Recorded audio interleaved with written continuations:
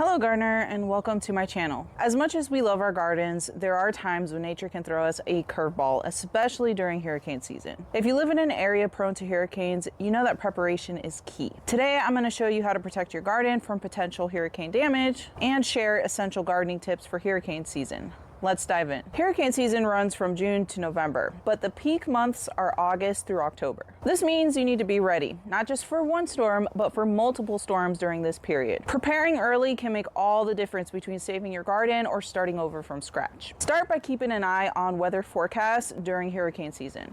If there's a potential storm forming, begin preparations a few days in advance. The more lead time you have, the better. Let's talk about potted plants, containers, and vertical garden planters like my green stock garden tower.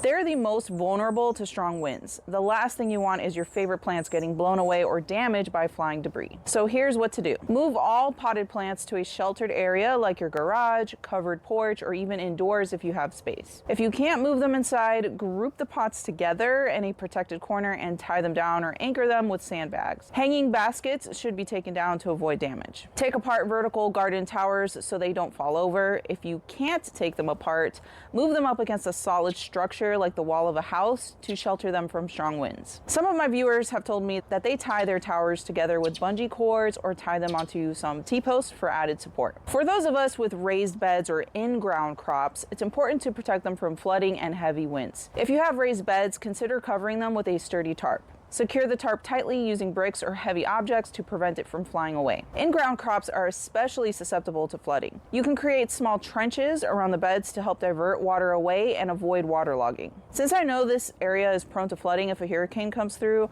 I decided to plant things in grow bags, which drains excess water away very quickly. For delicate or younger plants, build a temporary barrier using stakes and burlap to block strong winds. Large trees and shrubs can cause significant damage to both your garden and your home if they're not properly maintained. Pruning is one of the best ways to reduce the risk. Trim back any dead or overhanging branches that could break off during high winds. Large trees near your home should be pruned annually to minimize the risk of damage to both the house and your garden. Don't forget to also secure any trellises, garden stakes, or climbing plants. Another important step in hurricane prep is harvesting your crops before the storm hits. Anything that's ripe or close to ripening should be picked. I especially like to harvest any herbs or moringa and take them indoors to dry. Hurricane winds will blow or damage the leaves, so it's best to harvest them before the storm comes. Pick all your tomatoes, peppers, leafy greens, or anything that might not survive high winds and heavy rain. After the storm passes, you might not have access to your garden for a few days, so harvest extra herbs and vegetables that can be preserved or stored. If you have some favorite plants that you would just be devastated if they died, take a bunch of cuttings and root them indoors just in case. If you have an irrigation system like drip irrigation or sprinklers, make sure to turn it off before the storm hits. With heavy rain on the way, the last thing you want is to overwater your plants. Disconnect hoses and secure any irrigation lines that could get damaged or swept away in the storm. Turn off automatic timers. You don't want them to accidentally come on when unnecessary. Garden structures like greenhouses, chicken coops, and garden furniture can turn into dangerous projectiles in high winds. Let's make sure they're secured. If you have a greenhouse, reinforce it with extra stakes or sandbags and consider covering it with a heavy-duty tarp. For chicken coops, make sure the roof is secure and provide extra bedding to keep your chickens safe during the storm. Store garden furniture and tools in a safe place or tie them down if they're just too large to move.